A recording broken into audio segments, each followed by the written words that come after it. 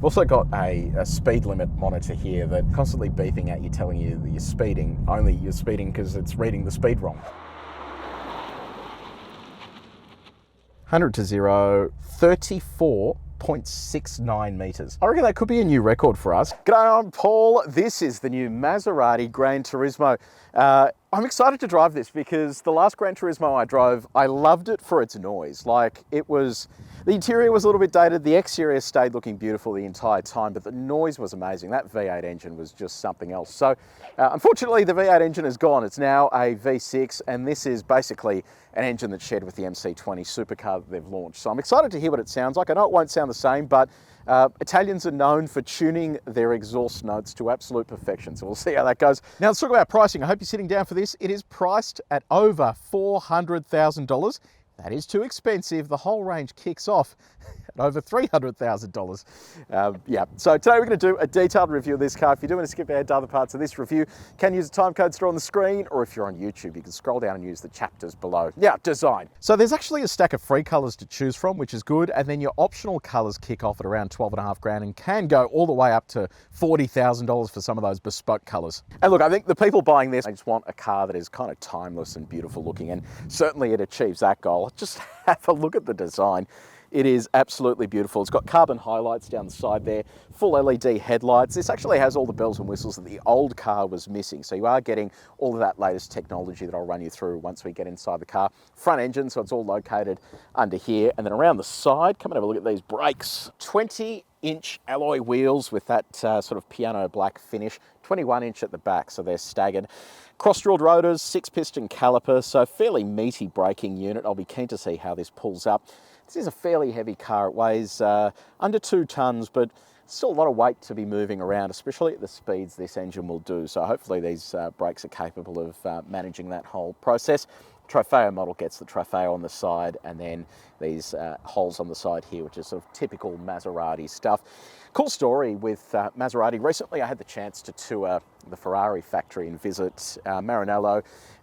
Sort of did all the sort of standard stuff over there, but Maserati is basically next door to Ferrari, and then not far from these guys is Sant'Agata, where Lamborghini is. So you've got these iconic supercar brands that are all located just within a stone's throw of each other, and it's just bizarre to think that it all really just happened in that area. So pretty cool heritage, and definitely if you are going there, make sure you visit all the museums and stuff, because they are well worth the inspection. 360 camera, so you got that located on the side, LED indicator.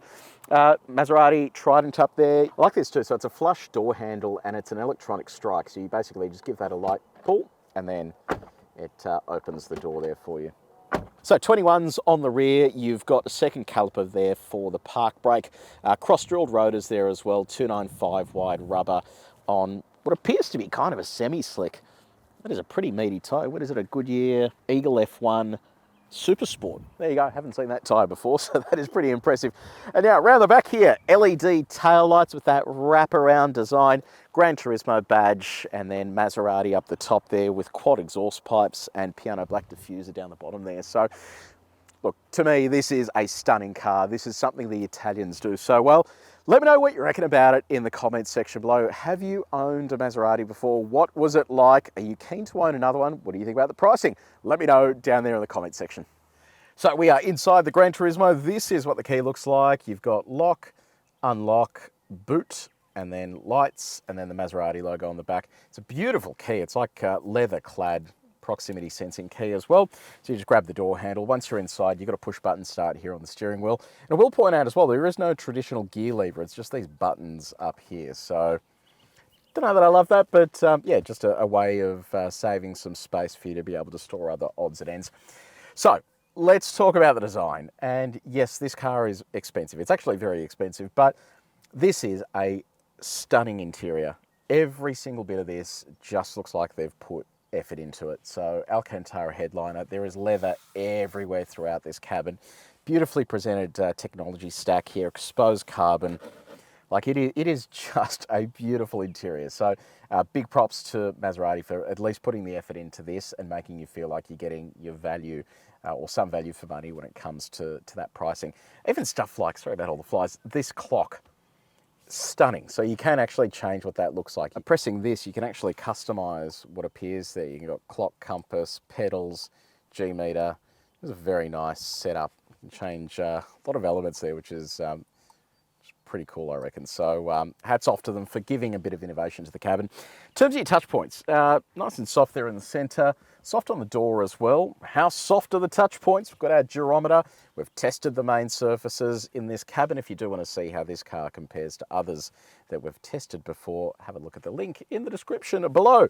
Now, build quality.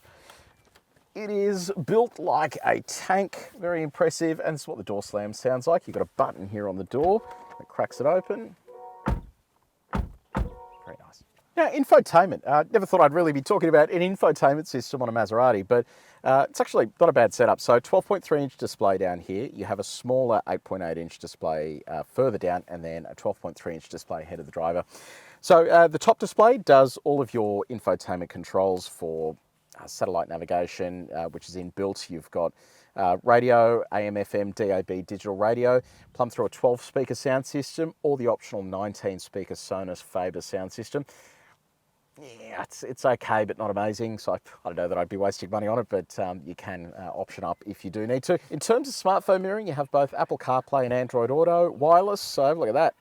Very nice big screen there, display, no dramas at all. Screen down here, so this basically is all of your climate control. So the car comes fitted with dual zone automatic climate control, heated and cooled seats, heated steering wheel. You've also got your stop-start functionality, stability control, and then height adjustable suspension there as well. And then also a glove box release button for accessing that. So really nice, clean setup down there and pretty easy to use while you're driving. Screen ahead of the driver has a number of customizations too. So there's a whole bunch of different things you can have appear on that screen if you do want them as well. Now on the safety front, you've got autonomous emergency braking with pedestrian and cyclist detection. Love this. You've actually got a digital display there to look out the rear. Blind spot monitoring built into the wing mirrors, radar cruise control with a semi-autonomous steering function that we will test later on, front and rear parking sensors, and a 360 camera. I'll show you what that looks like. The quality of that's actually not too bad. I can see pretty clearly there, and then you've got different views you can select as well. And this is what the horn sounds like. So moving on to practicality, and we'll start off with your connectivity. You've got wireless phone charging tucked away down here. In the center console, you've got USB A and C, 12-volt outlet as well. You've got two cup holders here with a removable center section as well if you do want to put sort of deeper cups in. And then a couple of little storage nooks there. Glove box, it's actually reasonably sized as well, which is pretty good. No sunglasses holder or anything like that. So in terms of comfort, I mentioned all of the climate controls. In terms of the seats though, you've got electric seat adjustment for the driver and front passengers. So you can go forwards, backwards. Your backrest can go forwards and backwards. You can lift the front of the seat. Back of the seat, you have lumbar adjustment there as well. Steering is tilt and reach adjustable, electronic for both directions. And on our reach test, all of this stuff is easy to reach while you're driving. Now, what's it like for second row? Let's give it a shot. I'm going to move this forward. It's got an electronic slide on it. Now, I am a larger gentleman, so if you've got friends, hopefully they're not consumers of KFC like I am, but let's have a look. So headroom isn't actually too bad. My head is just touching the glass there, and I think it'd probably get a little bit hot if the sun was directly on it, but yeah, look, it's fine. There's actually plenty of room for that seat to go forward as well. So I've got my own cup holders here, air vents, USB A and C connectivity, and a little slot that opens up into the boot. Surprisingly, not a bad place to actually be seated. Now let's run through the cargo. By the way, that's where the camera is for that rear view camera. It's nestled right up there in the shark fin. You've got a powered tailgate, so you just give that a little push. So you've got just over 300 litres of cargo space, which isn't too bad. You can fit some golf clubs in there. And then beneath the cargo floor, you've got a tyre repair kit and a 12-volt outlet off to the side, plus that ski port as well. Okay, we've just hit the road in the GranTurismo. This is a different experience. The last one of these that I drove, as I mentioned in the intro, had that beautiful sonorous V8 sound. This has a bark on startup, and then it sort of is subdued and quiet. So yeah, it's just a different experience. So under the bonnet of this is now a 3-litre turbocharged 6-cylinder petrol engine, makes 410 kilowatts of power, 650 newton meters of torque. So it's a nice healthy slab there, which I'm really impressed with. It's mated to an 8-speed automatic transmission, and it sort of feels like when you give it a little jab, It makes such a good sound on upshift. That is absolutely unreal. It does have this just an unfortunate part of this day and age, but so many of these annoying little nannies. Like you got a lane keeping assistant, which I'll switch off now just because we're on our ride and handling track. But we've also got a speed limit monitor here that I found doesn't really work that accurately. It's constantly beeping at you, telling you that you're speeding. But only you're speeding because it's reading the speed wrong. So it's a little bit frustrating. So you have to basically do the standard thing, go through the settings and switch all that stuff off so it doesn't annoy you. Once it's off, it's actually quite a pleasant sort of experience. It doesn't annoy you too much, but just something to take note of. Now, Maserati claims a combined fuel economy of just over 10 litres per 100 Ks. Slightly ambitious if you're going to be kicking it in the teeth. We're sitting closer to around that 14 litres per 100 mark. If you're driving, mainly highway driving and stuff, it will dip down because it is a pretty efficient engine, but once you do get up it, it's going to consume a little bit of fuel. I forgot to mention as well, that 8-speed auto is actually managed to an all-wheel drive system, so I'll be keen to see how it goes once we get stuck into it, because it is a lot of power, a lot of torque, and it really does need all-wheel drive to keep everything in check. So something worth keeping in mind. Now, sine wave time, we attack this at 130 k's an hour. We do it in the same speed in every car. It's the maximum speed limit in Australia. Gives us a good idea of body control. Yeah, very nice. You know, they've done such a good job with the tuning of the suspension here that really tackles stuff like that beautifully and without any fuss at all. Now let's talk about the ride. This is probably the thing that blew me away the most. When it's in GT mode, which is just the standard driving mode, the ride is fantastic. Like, it is nice and soft. You would never know that you're on low profile tires. It is just such a good city car, and it kind of meets that description of being a GT. It is exactly that, fast in a straight line and then just nice and comfortable over bumps. So I've done an excellent job with that, and I'll be keen to see what it's like when we get on our choppier stretch of road. Okay, I'm going to slide this over to comfort, and we do our bumpy road here. This is like the worst road in Australia. We do this at 90 k's an hour to see what the ride is like. We've got a condensed sine wave here as well. Okie dokie, here it comes.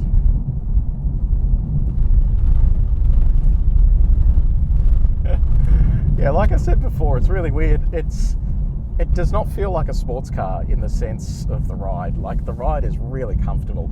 And I think that if you do want a fast car that has this kind of brand heritage and ticks all of those boxes, but you don't want like a bone-shattering ride, this is perfect for that. It is exactly what it needs to be. So yeah, they've done a great job with that. Now, drive mode selector is down here. You've got GT, Sport, Comfort, and Corsa. Let's roll it over to Corsa. You can see the suspension dropping. It switches stability control off. I'm going to pop it into manual mode. You can press that thing on the dash. Let's go for a fang around the track.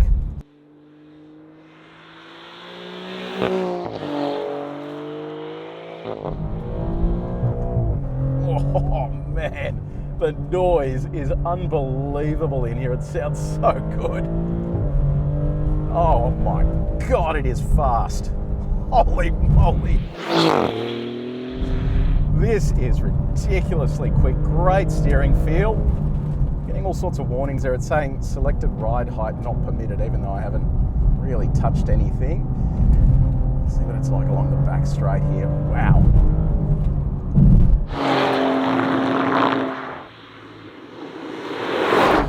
This requires a very big degree of concentration, because it is absolutely hauling ass. All right, here comes the back straight. We'll give it a little punch here.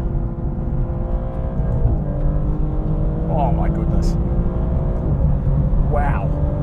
Oh yes. Oh man, that is crazy quick. I was not expecting that. I am lost for words. That is crazy fast. Whew, I need to get my breath. That is insane. Like, it just hauls ass. And there's almost no lag as well. Once it's on boost, it just hooks up and it moves. It absolutely moves. There's no twitching. It really just connects nicely to the ground there.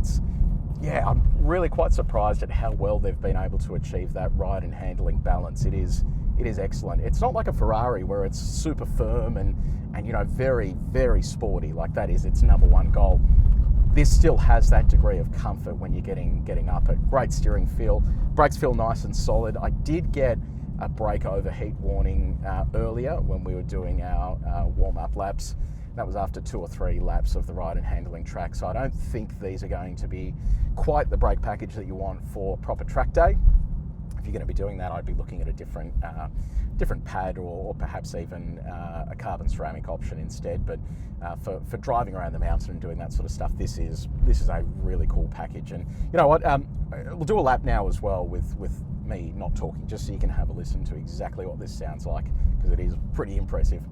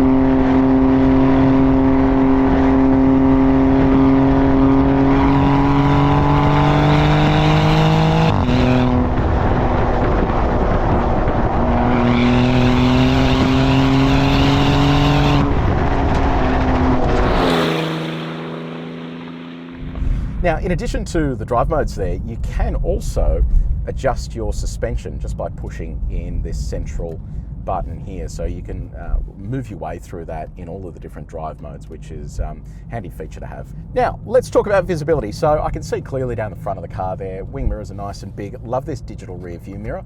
So you can either switch that on or off. There's great visibility out the back anyway, but it's just a handy feature to have. And then you've got a pretty impressive 360 camera as well for parking.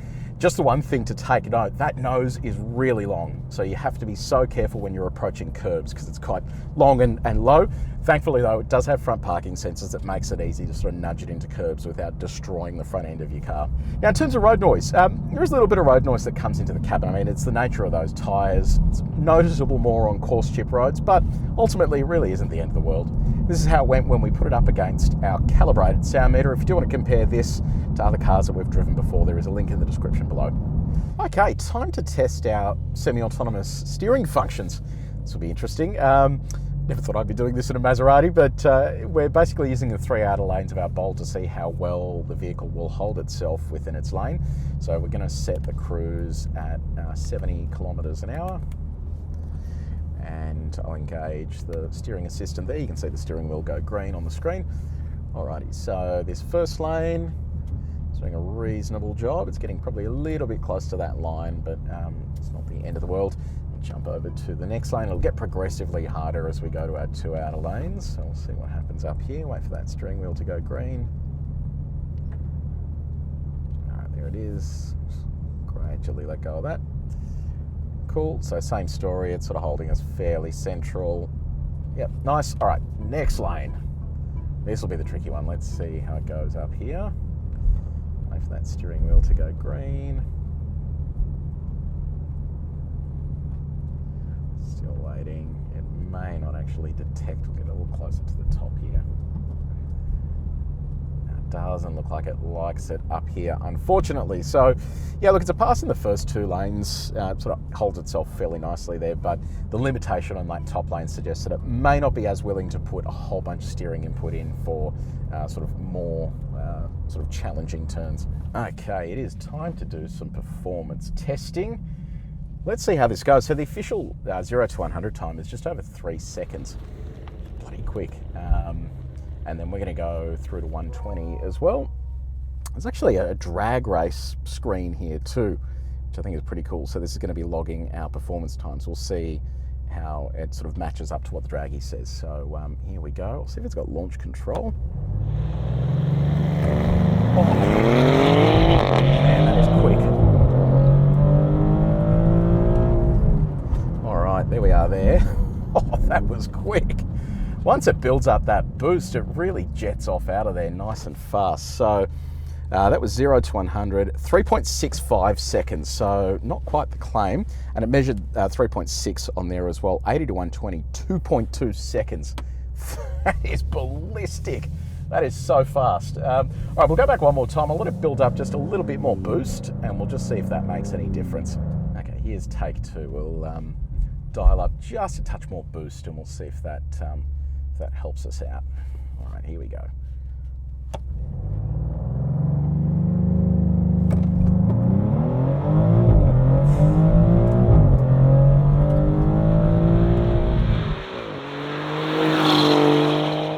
That is brutally quick. Okie dokie, let's have a little sticky beak.